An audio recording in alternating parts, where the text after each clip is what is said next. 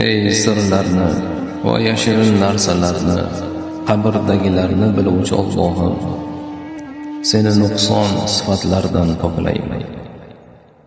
Ey yerdagi va ko'kdagilarni o'lganidan keyin qayta tiriltiruvchi Allohim, seni nuqson sifatlaridan poklayman.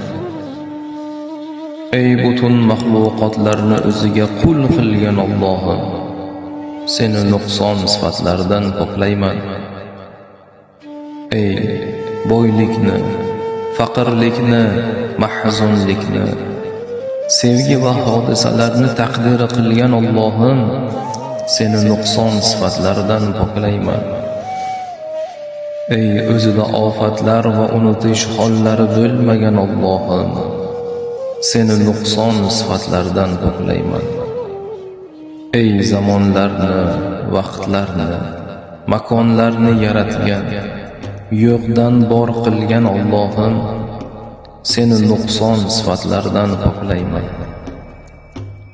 Sening qudrat, sharaf, saltanating yuksakdir.